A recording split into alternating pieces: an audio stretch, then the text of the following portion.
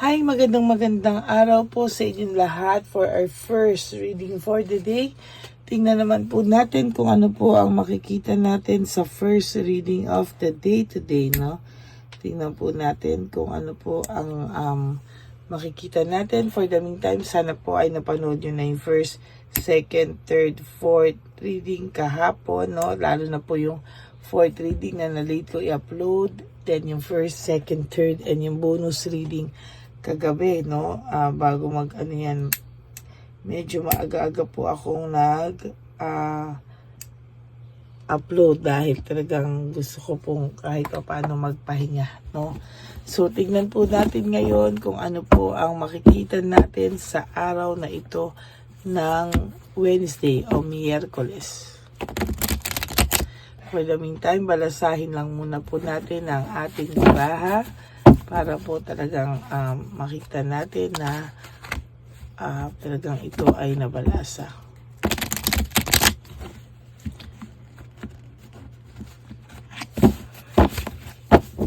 Medyo makapal lang po talaga ito. Yung barahan na to. Kasing kapal po niya. De, joke lang po. And please, no skipping of ads. Tulong nyo na po yan sa ating channel para po ito ay ating makatulong po tayo sa ating mga kababayan.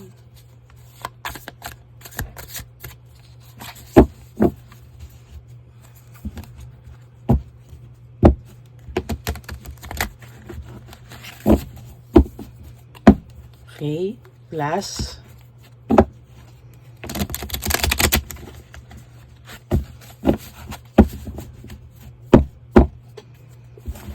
Pili na po tayo ng 20 cards.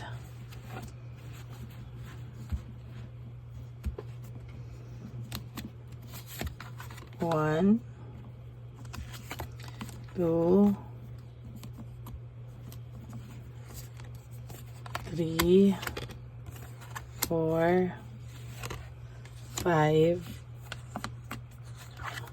6, 7, 8, 9, 10, 11, 12, 13, 14, 15, 16, 17, 18, 19, and 20.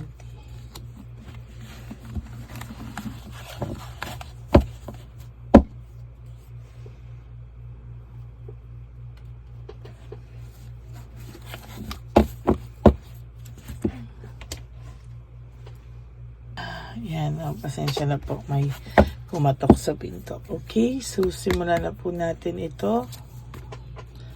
Life without you is hope, dark and depressing. I miss your light. This person, whether you like it or not, namimiss ka po niya. No? Pakiramdam niya po ang buhay niya ay madilim, no? Madilim, very depressing. Sa nakikita ko po ay mahirap po ito, oh. Nahihirapan po siya talaga. Hindi niya po alam, oh. Ayan, hindi niya po alam kung ano ang gagawin niya, no? Sa totoo lang po, siya ay nakakaramdam ng matinding pagkamis sa'yo. Hindi niya po alam paano to itatago. Hindi niya po alam paano to patuloy na itatago, no? Talagang ang gusto po nito talaga somehow ay makaramdam ng kaliwanagan, no, sa kanyang isipan. At talagang namimiss ka po niya, medyo nadidepress siya, hindi niya po maintindihan kung ano po ang kanyang nararamdaman. Basta siya po ay nakakamiss sa'yo ng sobra, no? At talagang hindi niya po alam kung ano po ang kanyang gagawin dahil pag namimiss ka po niya, hindi niya po maintindihan bakit daw ganun yung pakiramdam niya na parang ang bigat daw po ng kanyang pakiramdam, no? Sabi niya parang hindi niya alam kung hanggang kailan siya makakaramdam ng ganito no? Parang pagod na din po siya, and somehow itong person na to ay talagang iniisip po niya, no, na maging maayos yung takbo ng buhay niya, pero sabi niya namimiss ka po talaga niya at hindi niya po alam hanggang kailan siya ganito, hanggang hindi mo daw siya ba napapatawad. Sabi niya, how could you ever forgive the mess I've made, no? Ayan, ano? Grabe. Sa totoo lang po, itong taong to, parang hirap na hirap po siya ngayon. Kasi po, sa dami po ng problema niya, naiiyak na lang po ito, no? Na bakit parang siya ay sobrang nagkakanda, malas-malas talaga sa kanya at hindi niya po akalain kung ano po ang nangyayari sa kanya, no? Sabi niya, naging mabuti ka sa kanya. Sa totoo lang, sa ginawa niya sa iyo, hindi niya po deserve yung iyong kabutihan sa kanya, no? Sobra-sobra po yung passion na nararamdaman niya, hindi na niya alam pa paano i-handle to. Tulad ngayon, ayan na naman, ramdam niya lahat-lahat sa iyo. Yung passion niya sa iyo, yung pagkamis niya sa iyo, overwhelming na po. At hindi niya po alam pa paano handlein yan, no? Sabi niya, sana daw siya po ay naging ibang tao na lamang, no? Para daw po sana, no, ay hindi ganito yung naging sitwasyon yung dalawa. Actually, ito pong taong to, nakikitaan ko po talaga ito na nakikitaan ko po talaga tong taong to na kung maibabalik niya lang po yung oras at panahon yung dalawa, hindi niya na po uulitin tong ganitong ginawa niya sa iyo, no? Hindi na daw po niya uulitin. Kaso wala pong rewind ang buhay, no? Pwede mong baguhin pero hindi mo na pwedeng balikan at ayusin, ano? Hindi niya na pwedeng balikan at hindi niya gagawin. Wala pong rewind ang buhay, no? Sa pelikula lang po yun. Pero sa totoong buhay po, ayan, no? If maibabalik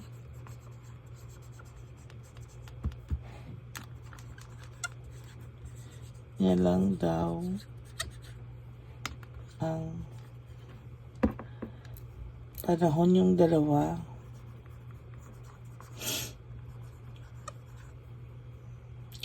hindi ka na niya sasaktan.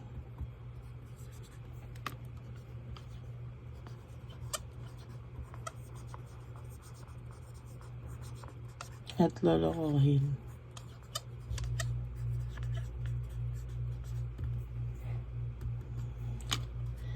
Iingatan ka na niya.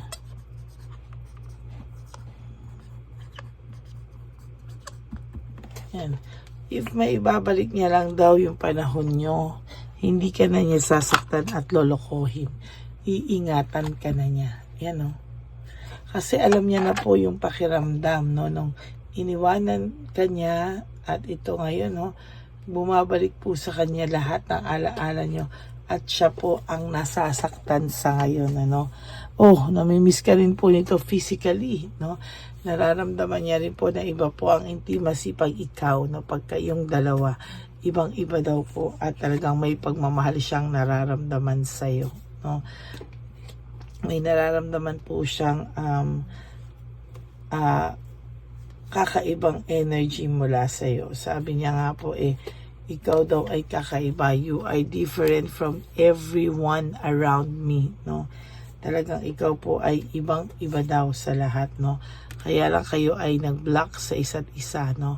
Kasi kaya kayo nag-block sa isa't isa dahil ito nauna siya, no? Nauna siya na i-block ka, no? Para hindi niya po kasi alam paano po humarap sa'yo. Kaya ganyan po ang kanyang pakiramdam. Nababuang na po daw siya, no, sa pagmamahal na meron siya sa iyo ngayon. Hindi niya po alam paano niya po ito haharapin, ano, at tatapusin yung ganitong pakiramdam po niya, no. Alam mo, sobrang miss ka po ng taong ito. Kaya yung iba po, sa sobrang pagkamiss sa iyo, nagiging bitter, no. Nagiging bitter at talagang naiinis siya kapag masaya ka. Ayan, sabi niya po, the passion is too much, no? Hirap na hirap po itong taong to at talagang yung passion niya po sa'yo ay talagang talaga pong nandyan, naramdam niya po, no? Kaya para na nga po siyang mababaliw, oh. Talagang naiisip ka po niya kahit nasaan siya. I need to figure myself out. Kailangan niya raw pong malaman kung ano ba ang bumabagabag sa kanya. Kasi hanggang hindi niya po alam kung ano yung bumabagabag sa kanya, doon po siya mahihirapan actually. No? Kailangan niya pong isipin yan at kailangan na, kaya ka daw po niya din pinakawalan is, gusto niya kasi ng freedom, no? I have to let you go to find myself. Gusto niya po ng bagong mundo. Gusto niya pong maranasan lahat yan. At ngayong pinaranas sa kanya at naranasan niya na, mas boring pa raw pala kaysa nung nasa iyo siya. May direction pa siya.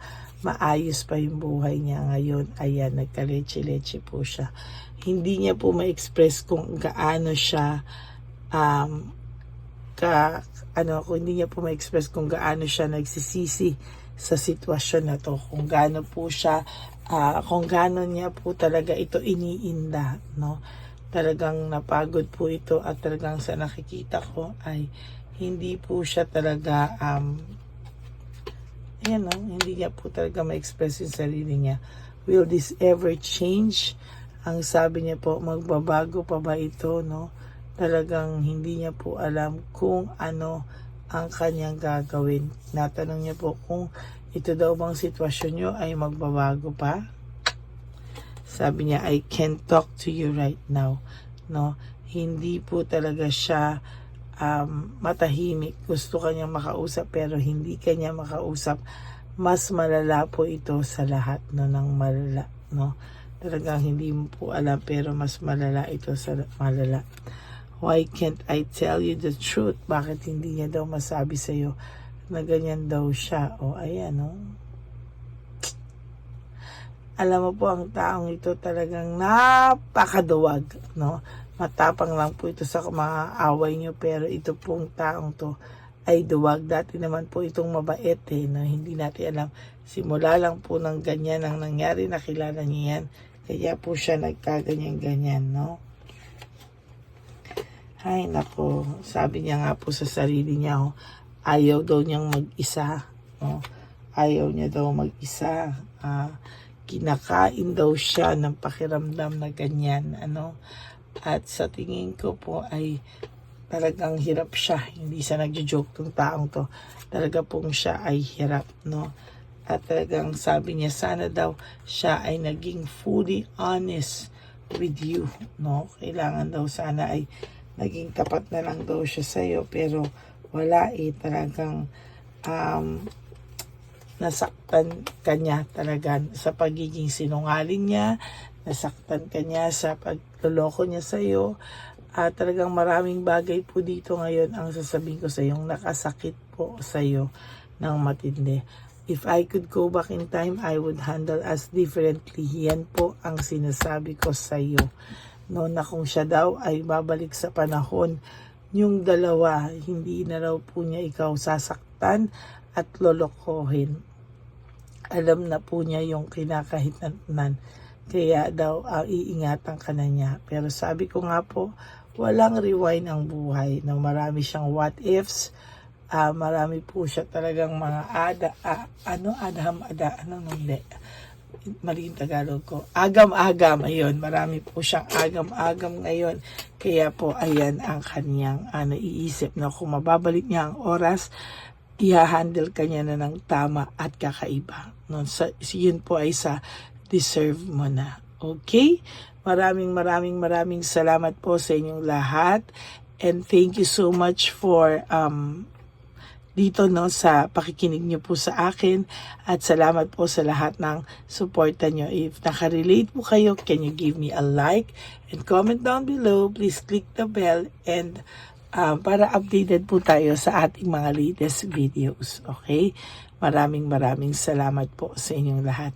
And for those of you who would like to have a private reading with me, you can message me po at Ladyly Elena. That's Ladyly Elena.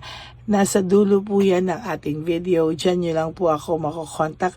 That's my only official and legit FB account and messenger account, no? Kaya nilabas ko din po dyan ang fake account ng Lady Elena para maging babala sa inyo at hindi po kayo magpaloko sa taong iyan. Okay?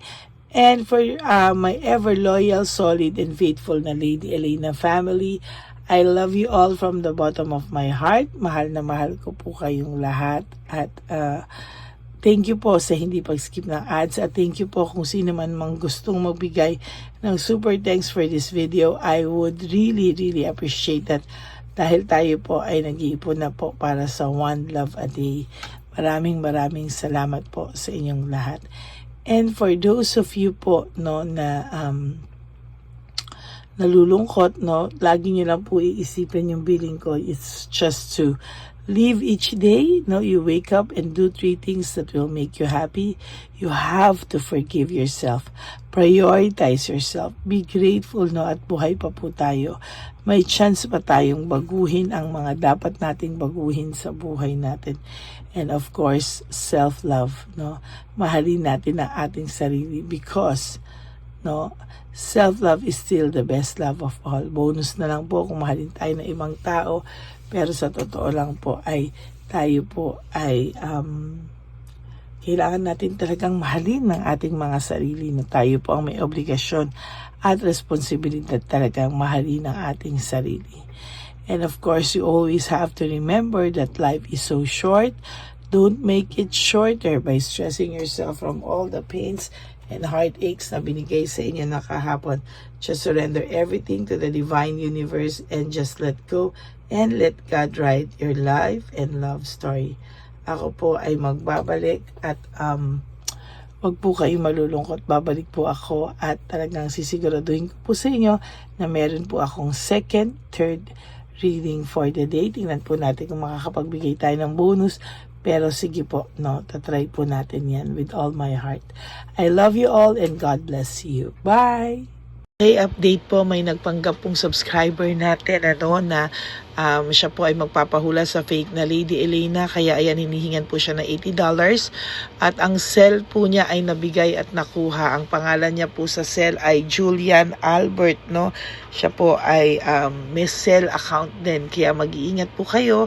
Ayan po, no, kung sino man po yung scammer na Julian Albert na yan, no, iinsensuhan po natin yan para siya po ay makonsensya. Kung wala man po siyang konsensya, at least po bumalik sa kanya lahat po ng kanyang ginagawa at maling-mali po yan, ano.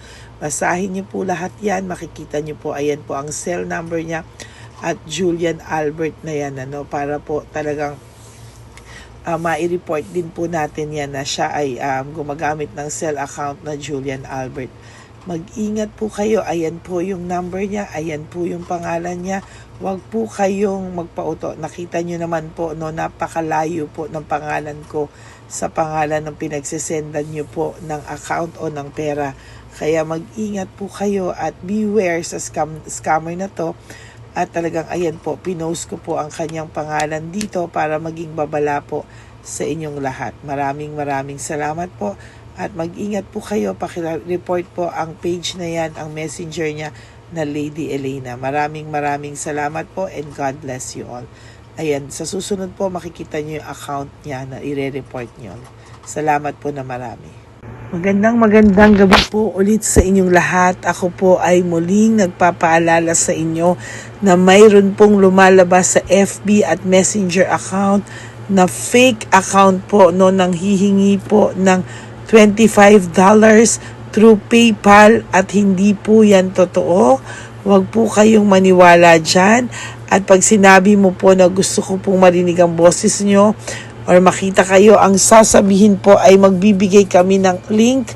Buksan mo yan at pagkatapos ay makikita mo ako. Huwag po kayong maniniwala dahil yan po ay hindi totoo. Yan po ay isang malaking scam na pag binuksan nyo po ay mahahack po lahat sa inyo. Mahahack po ang inyong mga personal details. Lahat ay mahahack. Ako po ay nalulungkot na ito po ay nangyari, ngunit sa talagang may mga tao pong masasama at may mga tao po talagang hindi makatiis na hindi gumawa ng masama sa ibang tao. Pero maging aware po sana kayo, tulungan niyo po ako, i-report po natin yung fake na yan at sa FB para siya po ay mawala na at wala na po siyang mabiktima pa. No? Nandyan po lahat ng details at maraming salamat po sa inyong lahat. Maraming salamat po sa inyong lahat at mag-iingat po kayo.